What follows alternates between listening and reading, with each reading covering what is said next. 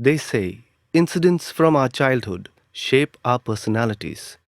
Who we are is usually a sum of all our experiences. Some children experience love and affection and a happy childhood. And then there are children like Tibor. Happy birthday to you.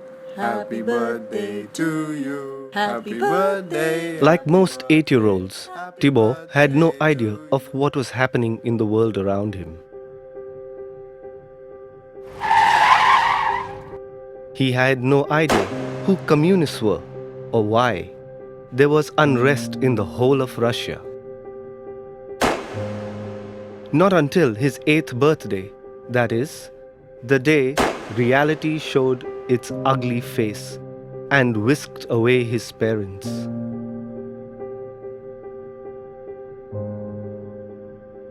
That day, he made his first real enemy, a faceless entity.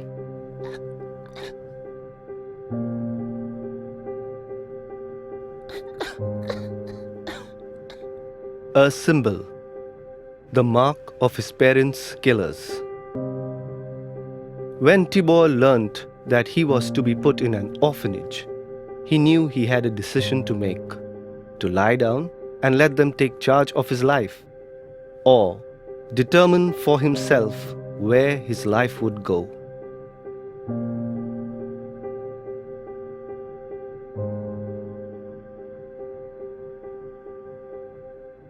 When I first met him, it had been a few weeks since the incident. I'll never forget that face. The face of a child, with the endurance of a man. I'm not a worldly fellow, but if there is one thing I know, it is that every child deserves a childhood. Destiny had stolen Tibor's from him, but it had also delivered him to me. I did what my conscience told me, and gave him what I could.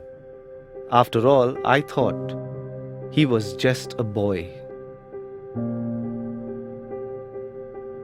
After that day, Tibor never spoke of his parents or his ordeal, and I didn't bring it up. Time heals wounds if we leave them alone. He grew up to be a fine young lad.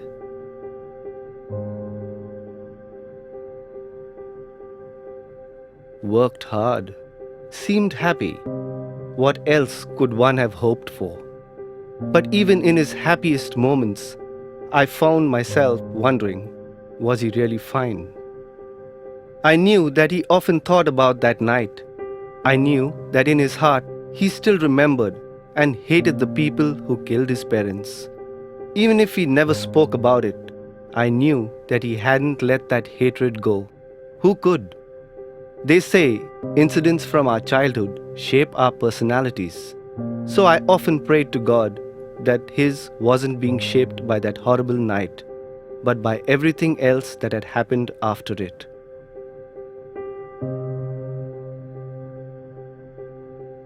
And it looked like my prayers were being answered. When he reached out to that little boy, my soul felt relief. Tibor was shaping up to be a good man.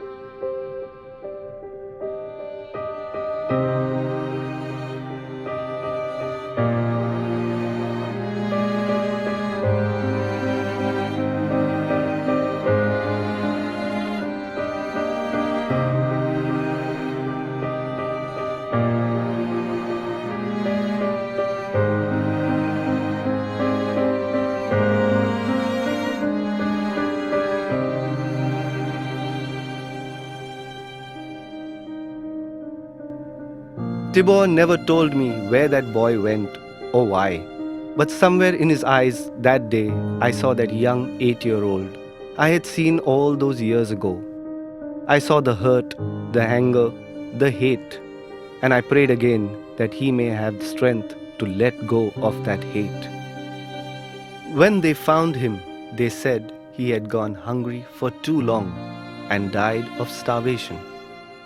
I'd waited for 10 years for Tibor to let go of the hatred, but nothing could have prepared me for the moment when it actually happened. I don't know what had happened between him and that boy, but when he saw the little boy sprawled on the rocks, he bawled like a wounded animal. It was then that I saw the symbol around the boy's neck, the symbol that Tibor recognized as the mark of the enemy. And then I understood. The hatred in Tibor had only seen that symbol, and an enemy in the person of this helpless little boy. But as I looked at Tibor, clutching the limp body and wailing, I knew that the symbol didn't matter anymore. There was no enemy, there was only the brother that he had killed. And I knew that Tibor would never hate again. They say incidents from our childhood shape our personalities. Some children experience love and affection and a happy childhood. And then there are children like Tibor, who are scarred by a hatred so strong it cripples them even as it leaves.